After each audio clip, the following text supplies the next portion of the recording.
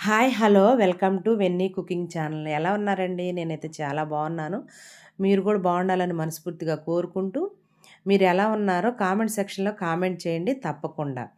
ఈరోజు నేను morning to afternoon routine work అండి. నేను ఇంట్లో మనం చేసే పనులు ఏవైతే ఉన్నాయో అవన్నీ నేను చిన్న బ్లాగ్‌లాగా తీసి పెట్టేశాను. ఒకసారి మీరు కూడా చూడండి.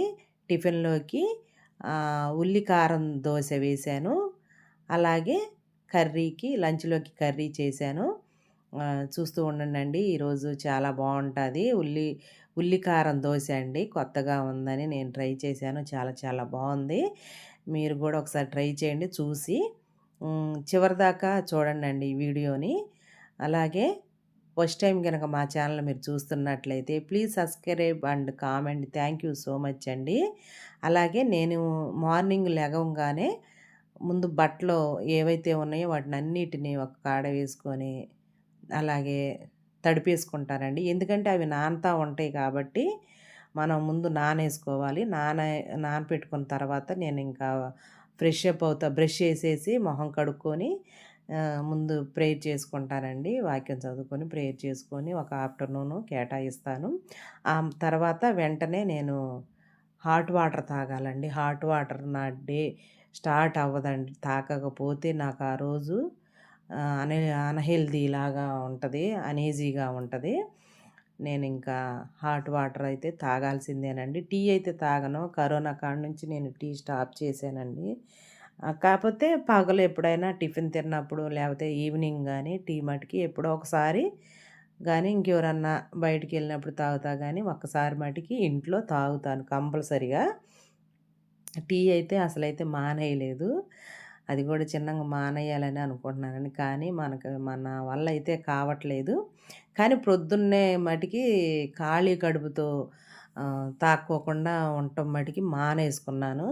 కరోనా అప్పుడు నాకు గ్యాస్ ట్రబులొచ్చింది. అప్పటి నుంచి నేను చాలా జాగ్రత్తగా ఉంటున్నాను గ్యాస్ ట్రబుల్‌తో. ఓకే అండి. స్టవ్ వెలిగించి గిన్నె పెట్టి 2 గ్లాసులు వాటర్ పోసి, ఒక స్పూను జీలకర్ర, ఒక స్పూను సోంపు, ఒక స్పూను ఆహ్, ఇంకేంటంటే వాము. ఈ 3 స్పూన్లు వేసి మరిగించి మా పాపకి, నాకండి హనీ ఏసాను. హనీ అయిపోవచ్చిందండి. అయిపోయింది ఇంకా ఏం లేదు. సరే ఒక గ్లాసు కలుపుకొని తాగేసామండి. అవి తాగితే ఈ డ్రింకు అసలకి చాలా చాలా బావుంటదండి. అంటే వారానికి 2, 3 సార్లు తాగొచ్చు. కానీ డైలీ తాగకూడదు. ఈ వాము, ఈ సోంపు ఇవి గూడా వేడేనండి. ఏదైనా ఆహ్, సమానంగానే తీసుకోవాలి. ఎక్కువగా తీసుకోకూడదు. ఒకరోజు మామూలుగా హాట్ వాటర్ సింపుల్‌గా మామూలుగా ఏం కలుపుకోకుండా ఒట్టి హాట్ వాటరు. ఒకరోజు ఇలాగా జీలకర్ర, సోంపు, వాము ఏసి అలాగా. ఒకరోజేమో వీటిల్ని మిక్సీ చేస్తానండి. పొడిలాగా చేసి అలా పొడేసుకొని తాగుతాను. ఒకసారేమో కొత్తిమీర ఏమంటారు తులసాకులు అలాగే అవేసి తాగుతానండి. అట్లాగా వారానికి అలాగా వెరైటీగా హాట్ వాటర్ మటికి ముందు తాగేత్తాను అలాగా. తాగిన తర్వాత ఇంకా మనం ఇంట్లో ఇంకా పనులు స్టార్ట్ చేసుకోవటమేనండి. బట్టలు ఉతకటం, అంట్లు కడగటం, ముందు క్లీనింగ్‌గా పాచి పననేది మనం క్లీన్ చేసుకోవాలండి. అది తర్వాత నేను వంట సెక్షన్‌లోకొస్తాను. అప్పటిదాకా నేను టీ పెట్టడం గానీ, టిఫిన్ ఎయటం గానీ, ఇంకా ఎవరైనా వస్తే ఇంకా చుట్టాలొస్తే తప్పదు గానీ, చుట్టాలొచ్చినా గానీ నేను అలాగే చేస్తాను. ముందు ఈ పనయిన తర్వాతే అవి రాత్రి రుద్దిన సామాన్లున్నాయి కండి అవి నీట్‌గా ఎక్కడ గ్లాసులు అక్కడే, ఎక్కడ ప్లేట్లు అక్కడే, ఎక్కడ ఆహ్, సట్టులయన్నీ సర్దుకున్నానండి. సర్దుకున్న తర్వాత ఆ టబ్బు తెచ్చుకొని ఆహ్, బ బట్టలు జాడేయటానికి ఇంకా బట్టలు ఉతికేసానండి. అసలకి ఎన్ని బట్టలున్నాయంటే ఒక్కరోజు నేను సండే ఉతకలేదండి. సండే ఉతకపోయాక టబ్బు నిండా అయినియండి బట్టలు. చాలా అయినియి. గంట సేపు పట్టినియి బట్టలు. నేను 6:30కి మొదలుపెడితే 7:30కి అలా అయిపోయిందండి బట్టలు ఉతకటం. అసలు ఎంతసేపు పట్టినియో. ఉతికి శుభ్రంగా జాడిచ్చి లిక్విడ్ ఏసానండి. లిక్విడ్ లేనప్పుడు కంఫర్ట్ ఏసేదాన్ని. ఇప్పుడు లిక్విడ్ మంచి స్మెల్ వస్తుందండి బట్టలకి. అందుకనే నేను ఇంకా కంఫర్ట్ ఎయకుండా ఇలా లిక్విడ్ ద్వారాగే నేను బట్టలు శుభ్రంగా నీట్‌గా ఉతికి ఆరేస్తానండి. మాకు వాషింగ్ మిషన్ అయితే లేదండి. ఉతుక్కోవటమే. నాకు ఉతుక్కుంటేనే అలా నచ్చిద్ది. పిల్లల స్కూల్ యూనిఫామ్ అయినా, ఏదైనా మనం ఉతుక్కుంటేనే కండి వాషింగ్ మిషన్‌లో ఏస్తే మురికిపోదని అదొక ఆలాపనగా అలా ఉంటది. అందుకనే మేమైతే తెచ్చుకోలేదు.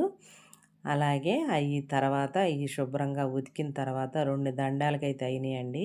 అవి చాలక మళ్ళీ గేటు మీద గూడా ఆరేసానండి. మా ఇంటి గేటు మీద, మా గేటు మీద చాలా అంటే చాలా బట్టలు ఆ గోడ మీదేస్తే అటువైపు పడతన్నాయి బట్టలు. అందుకని నేను గేటు మీదేసాను. మా వారొచ్చి గేట్ల మీద ఎందుకు బట్టలేత్తన్నావు అని అరుస్తాడండి. ఏం చేస్తాం, గోడ మీదేస్తే అటువైపు వాళ్ళకి వైపు ఎళ్తన్నాయి. అందుకనే అలాగా గేటు మీదేసాను. ఆ తర్వాత చెప్పాను గండి కారం దోస అండి.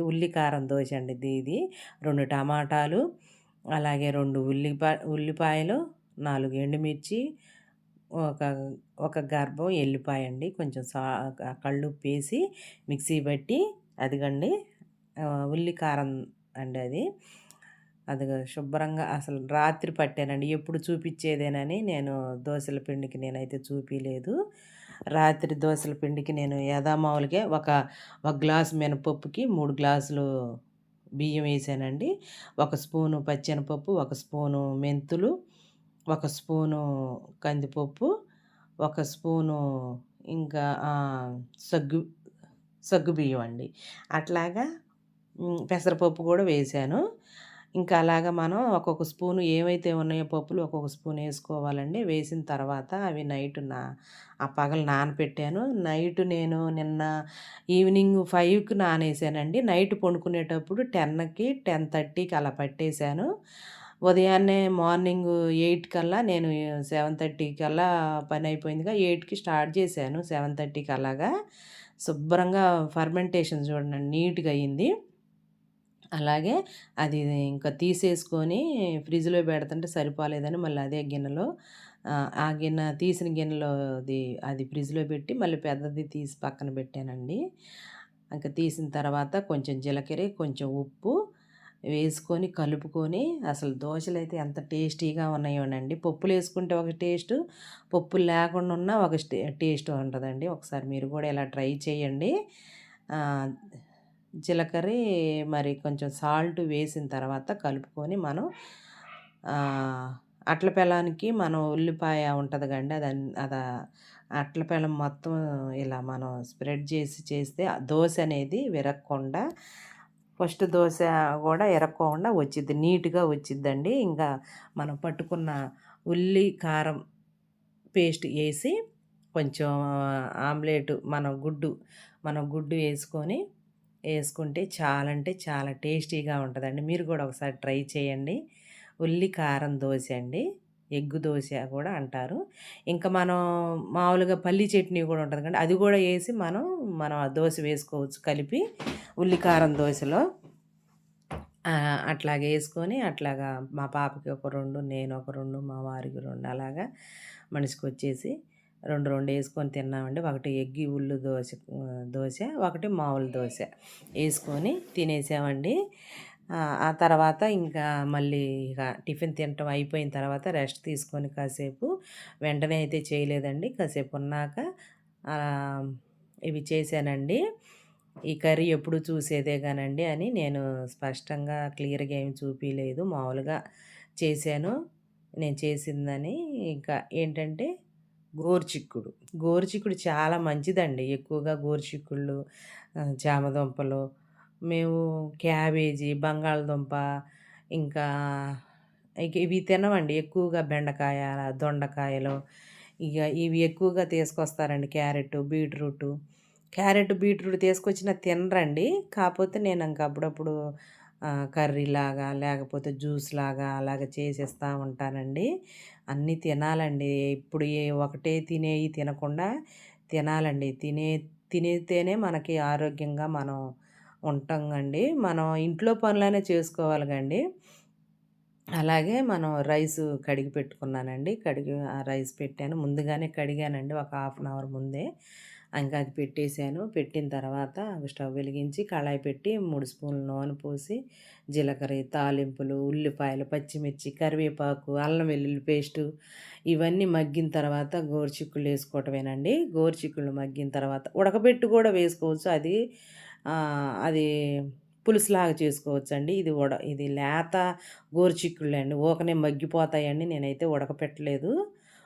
ఉడకపెట్టుకుంటే అదొక కర్రీ. ఇది కూడా బావుంటది. చాలా అంటే చాలా చాలా బావుంటదండి. మీరు కూడా ఒకసారి ట్రై చేయండి ఇలా చిక్కుళ్ళు కర్రీ వండటం.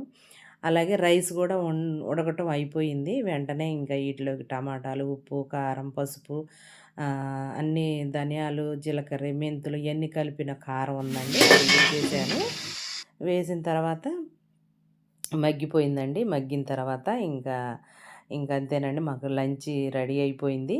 కొంచెం పెరుగుంది. ఇంక ఈ కర్రీతో సరిపెట్టుకున్నామండి ఈరోజు. మీ ఇంట్లో ఈరోజు కర్రీ ఏంటండి ఒకసారి కామెంట్ చేయండి. మా రెసిపీ గనక మీకు నచ్చినట్లయితే ప్లీజ్ సబ్స్క్రైబ్ అండ్ కామెంట్ ఇవ్వండి. మా మా ఛానల్ గనక మీకు నచ్చినట్లయితే మీరు తప్పకుండా సబ్స్క్రైబ్ చేసుకోండి. మరొక వీడియోతో మరొకసారి మీతో నేను కలుసుకుంటాను. మీకు ఈ రెసిపీ గనక నచ్చినట్లయితే కామెంట్ చేసి షేర్ చేయండండి. థ్యాంక్ యూ సో మచ్ అండి. బాయ్.